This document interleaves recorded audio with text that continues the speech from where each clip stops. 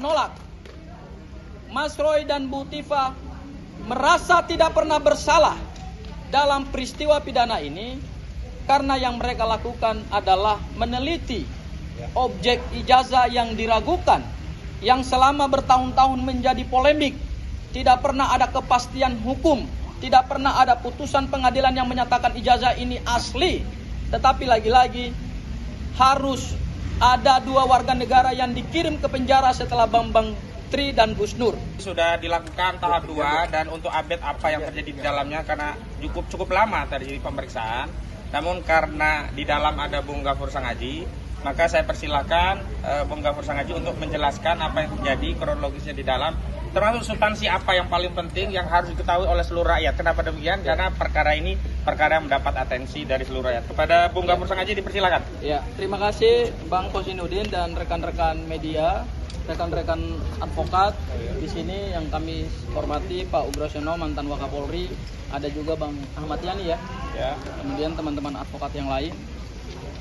Alhamdulillah proses tahap 2 atau kita sebut penyerahan tersangka dan barang bukti dari penyidik Polda Metro Jaya ke Kejaksaan Negeri Jakarta Selatan itu sudah selesai, dalam arti tanggung jawab penyidik sudah tuntas ya. Jadi dengan dilakukan tahap 2 hari ini, maka tanggung jawab hukum dari Polda Metro Jaya itu sudah selesai.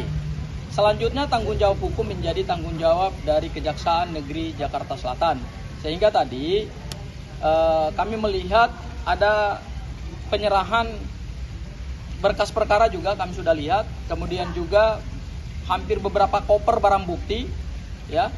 Kemudian juga kalau saya menggambarkan berkas perkaranya mungkin setinggi saya ini ya, Setengah meter lebih. Hampir 1 meter ya berkas perkaranya ya. Jadi kita membayangkan bahwa perkara ini adalah dugaan ijazah, dugaan pencemaran nama baik atas objek ijazah ya. Saya mau mengupdate pertama adalah terkait dengan peristiwa pidana apa yang sesungguhnya terjadi ya, dan laporan siapa yang diterima.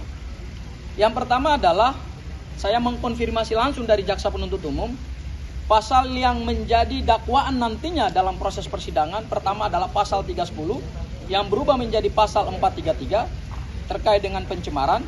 Kemudian yang kedua pasal fitnah, pasal 4311 yang berubah menjadi pasal 434, ancaman pidananya 6 bulan dan 2 tahun.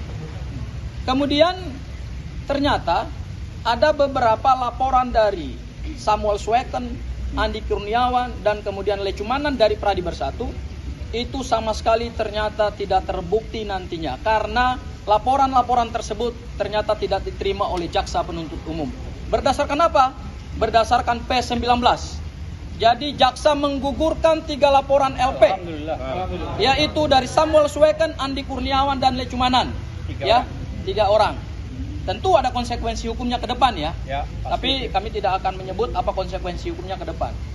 Yang kedua adalah dimasukkannya pasal 32 dan pasal 35.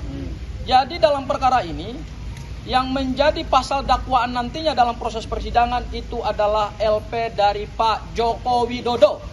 LP lain digugurkan oleh jaksa penuntut umum. Ya. Berdasarkan P19. Jadi selama ini yang bikin gaduh itu dari kelompok-kelompok relawan, dari Pradi Bersatu, mereka mendalilkan ada ujaran kebencian, ada penghasutan terkait dengan objek ijazah. Ternyata setelah diperiksa berkas perkaranya oleh jaksa penuntut umum, clear 100% bahwa laporan-laporan tersebut tidak berdasar secara hukum, maka digugurkan dalam surat dakwaan. Alhamdulillah. Ya. Hal yang kedua, dalam proses penyerahan tersangka tadi, ada pertanyaan dari jaksa penuntut umum kepada para tersangka yang kami sebut adalah para pejuang, yaitu apa? Pertanyaan terkait dengan tawaran untuk dilakukan restoratif justice atau berdamai dengan pelapor Pak Joko Widodo. Kemudian juga ada tawaran juga untuk plea bergening atau pengakuan bersalah dari kedua tersangka. Alhamdulillah tadi kepada seluruh rakyat Indonesia yang selama ini menunggu kepastian terkait dengan polemik ijazah mantan Presiden Republik Indonesia, Mas Roy dan Bu Tifa secara tegas di hadapan jaksa penuntut umum menyatakan tidak akan berdamai dengan Pak Jokowi. Allahu Akbar. Artinya menolak. Menolak. Mas Roy dan Bu Tifa merasa tidak pernah bersalah dalam peristiwa pidana ini karena yang mereka lakukan adalah meneliti objek ijazah yang diragukan, yang selama bertahun-tahun menjadi polemik. Tidak pernah ada kepastian hukum, tidak pernah ada putusan pengadilan yang menyatakan ijazah ini asli. Tetapi lagi-lagi harus ada 2 warga negara yang dikirim ke penjara setelah Bambang Tri dan Gus Nur. Jadi ijazah ini, rekan-rekan media, seluruh rakyat Indonesia kembali menelan korban, kembali mengirimkan orang ke penjara, padahal yang dituntut adalah hal yang sederhana. Pak Jokowi dengan sikap negarawan, dengan jiwa besar, tunjukkan saja ijazahnya kepada seluruh rakyat Indonesia. Tidak perlu membawa perkara ini kepada proses peradilan.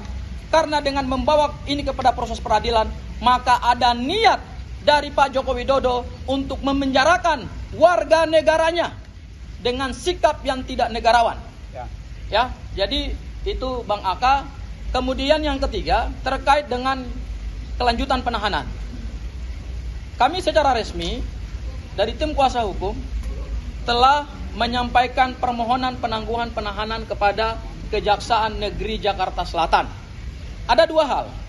Yang pertama adalah penangkapan yang dilakukan oleh Polda Metro Jaya pada tanggal 19 Juni 2026 beberapa hari yang lalu, yang dilanjutkan dengan penahanan, itu ternyata tidak sesuai dengan hukum acara pidana yang diatur di dalam KUHP kita.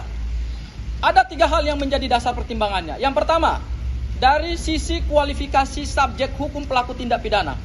Mereka ini bukan pelaku tindak pidana organized crime, white collar crime, transnational organized crime, atau juga kejahatan yang mengancam keamanan negara, keselamatan bangsa, atau juga mengancam sumber daya alam Indonesia. Ini hanyalah pencemaran nama baik dan fitnah yang diseludupkan dengan pasal 32 dan pasal 35. Coba mari kita lihat. Subscribe, share, like, and comment. Subscribe, share, like, and comment. Subscribe, share, like, and comment. Subscribe, share, like, and comment. Subscribe, share, like, and comment. Subscribe, share, like, and comment. Subscribe, share, like, and comment. Subscribe, share, like, and comment. Subscribe, share, like, and comment. Subscribe, share, like, and comment.